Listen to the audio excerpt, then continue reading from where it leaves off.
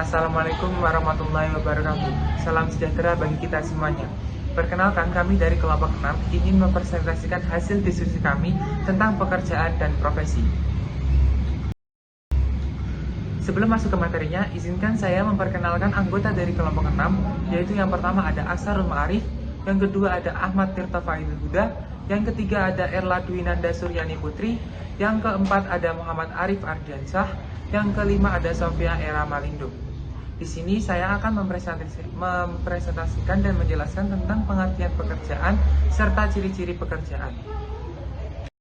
Pengertian pekerjaan. Pengertian pekerjaan menurut Wieser adalah pekerjaan merupakan konsep yang dinamis dengan berbagai sinonim dan definisi.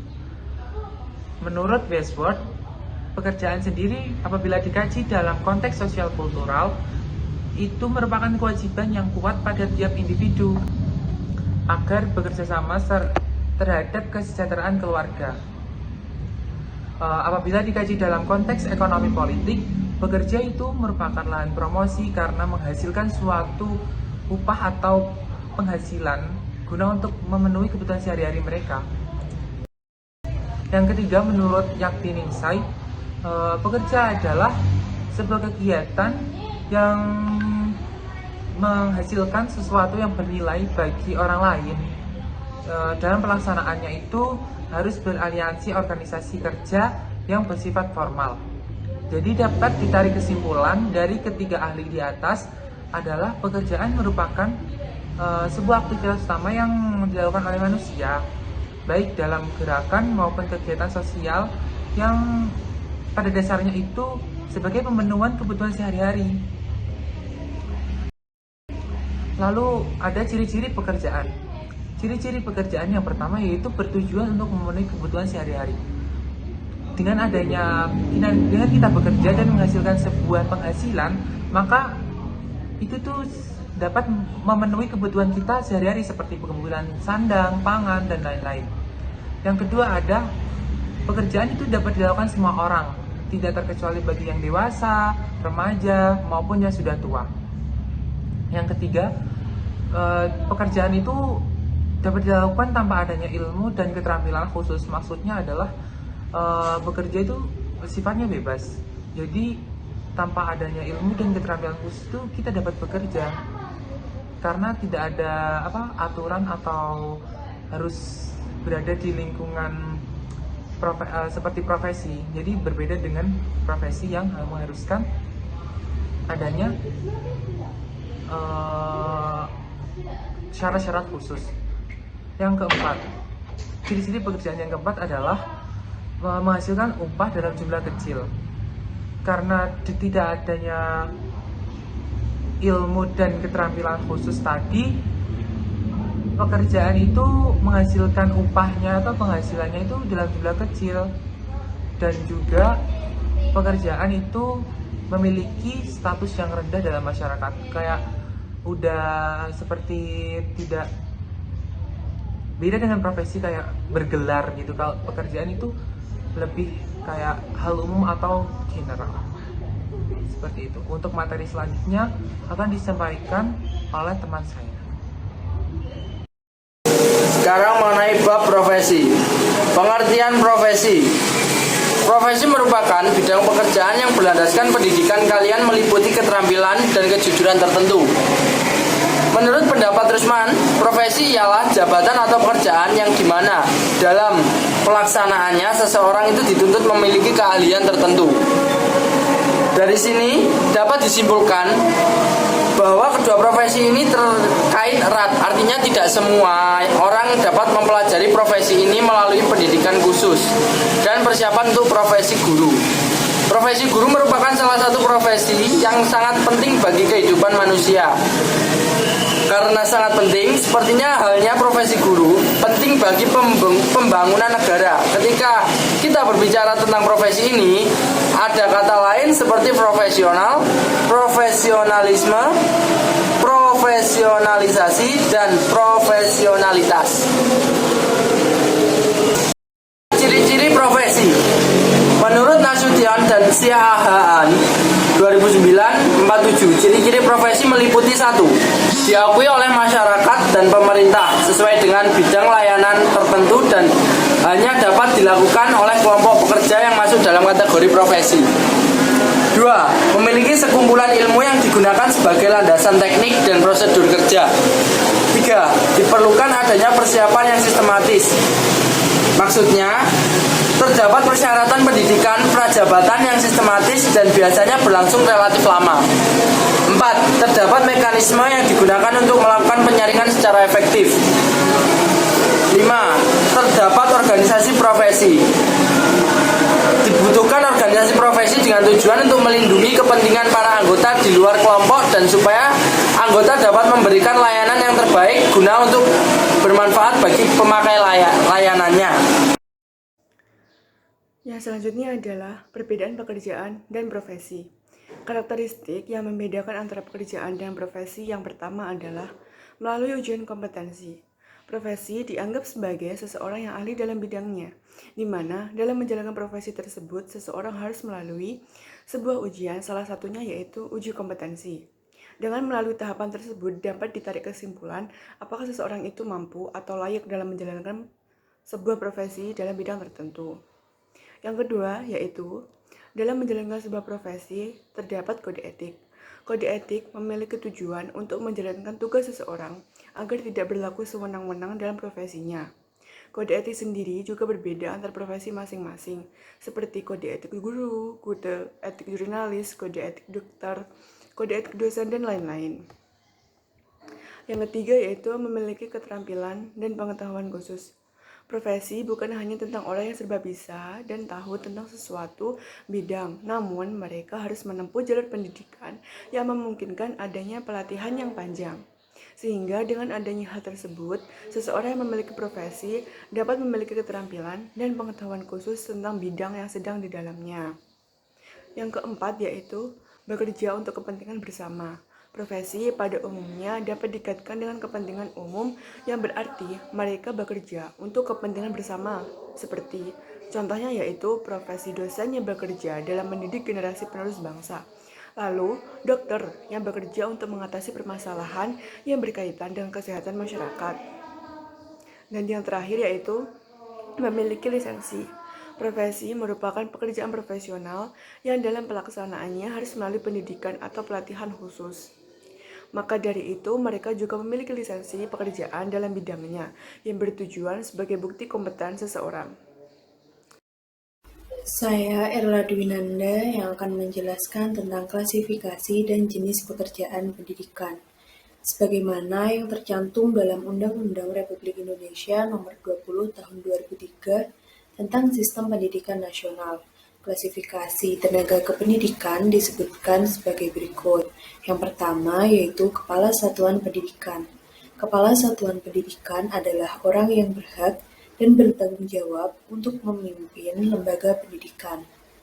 Kepala Satuan Pendidikan harus mampu menjalankan fungsinya sebagai manajer, pendidik, pelaksana, pemimpin, supervisor, inovator, dan motivator. Dapat dilihat pada gambar tersebut. Kepala Satuan Pendidikan meliputi kepala sekolah, direktur, dan rektor. Yang kedua yaitu pendidik. Pendidik adalah orang yang menyelenggarakan atau ikut serta dalam suatu lembaga pendidikan dan melaksanakan tugas tertentu sebagai profesi guru. Dapat dilihat pada gambar tersebut, pendidik meliputi dosen, pengawas, konselor, guru, widyaiswara atau PNS, tutor, fasilitator, pamong belajar, ustadz atau ustazah, dan karakter lainnya yang digunakan di masyarakat. Yang ketiga yaitu tenaga kependidikan lainnya. Pendidik lainnya adalah mereka yang terlibat dalam administrasi pendidikan di jurusan atau lembaga pendidikan.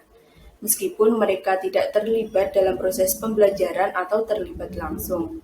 Dapat dilihat pada gambar tersebut, tenaga pendidikan lainnya antara lain wakil kepala sekolah, pustakawan, laboran, tata usaha, pelatih ekstrakurikuler, dan petugas keamanan. Selanjutnya akan dijelaskan oleh teman saya.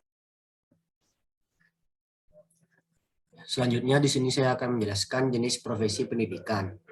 Mengutip dari buku Dr. Rusdi Ananda yang berjudul Profesi Pendidikan dan Tenaga Kependidikan, jenis profesi pendidikan meliputi yang pertama ada guru. Dalam Undang-Undang Nomor 14 Tahun 2005 tentang guru dan dosen disebutkan guru adalah pendidik profesional yang peran utamanya adalah untuk mengajar, memelihara, menilai, membimbing anak-anak prasekolah melalui pendidikan formal, pelatihan, dan penilaian. Hal ini tidak jauh berbeda dengan pandangan Usman bahwa guru adalah suatu jabatan atau profesi yang memerlukan keterampilan khusus. Artinya, orang yang tidak memiliki pengalaman sebagai guru tidak dapat berlatih. Guru mempunyai peran dan fungsi dalam pendidikan seperti yang ditegaskan atau diungkapkan oleh Ki Hajar Dewantara dan sampai sekarang dijadikan pedoman melaksanakan pendidikan dan pembelajaran di Indonesia. Ungkapan tersebut berbunyi Ingarsa Sung Tulada, yang berarti guru berada di depan memberi teladan atau contoh.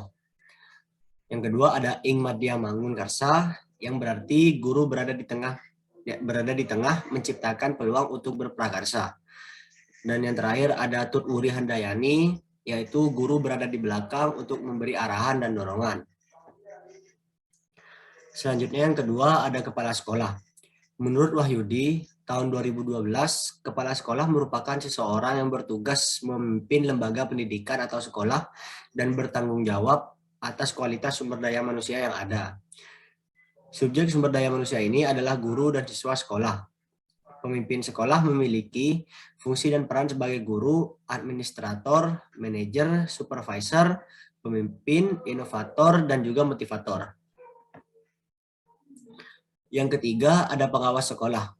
Pengawas sekolah atau biasa disebut sebagai supervisor merupakan seseorang yang memberikan layanan kepada sekolah atau lembaga pendidikan dengan tujuan untuk meningkatkan mutu pendidikan. Selain itu juga memberi bantuan serta dorongan untuk menyelesaikan permasalahan dalam pembelajaran di sekolah. Menurut Siahan dan kawan-kawan, pada tahun 2006, pengawas sekolah mempunyai tugas-tugas, yaitu melaksanakan dan menyusun pedoman kegiatan tahunan, membimbing tenaga teknis, membimbing pelaksanaan kurikulum, membimbing penggunaan dan pemeliharaan sarana belajar, membimbing tata usaha, membimbing hubungan kerjasama dengan instansi pemerintahan, dunia usaha, menjaga kualitas dan kuantitas sarana sekolah dan komite sekolah, serta menyampaikan laporan hasil pelaksanaan tugas.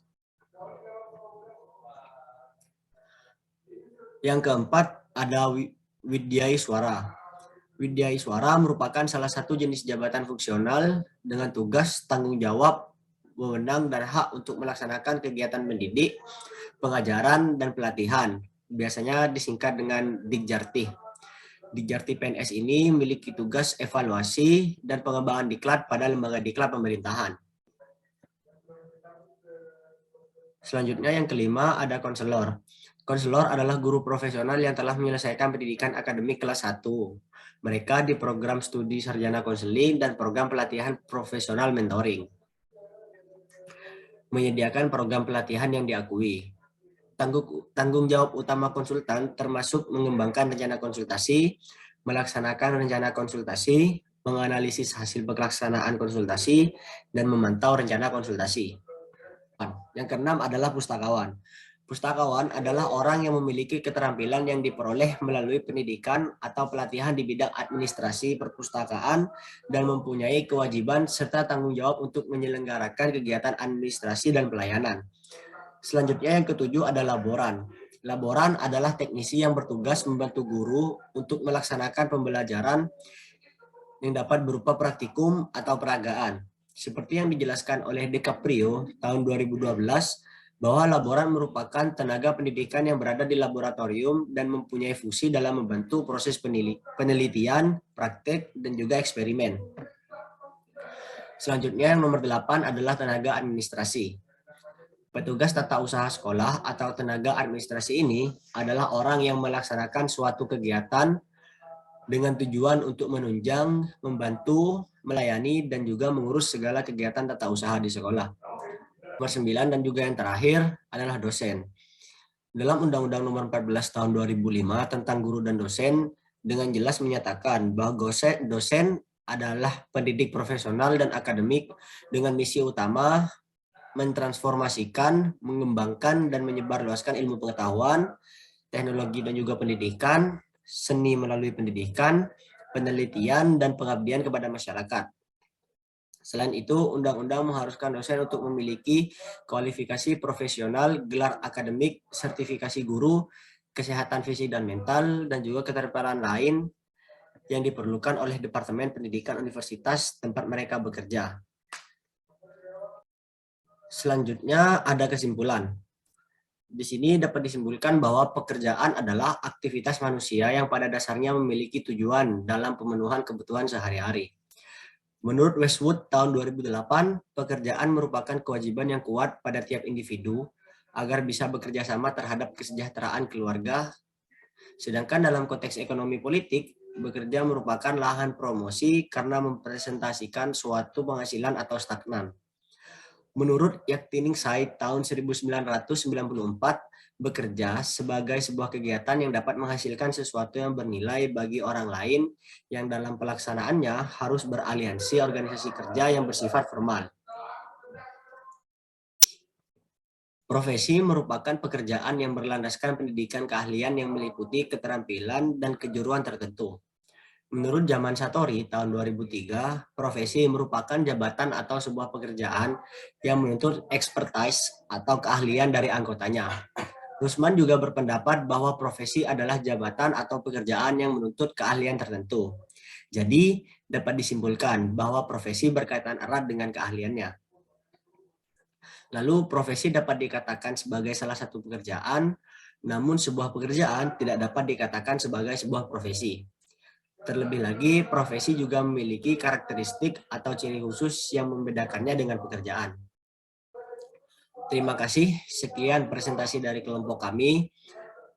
Kurang lebihnya mohon maaf. Wassalamualaikum warahmatullahi wabarakatuh.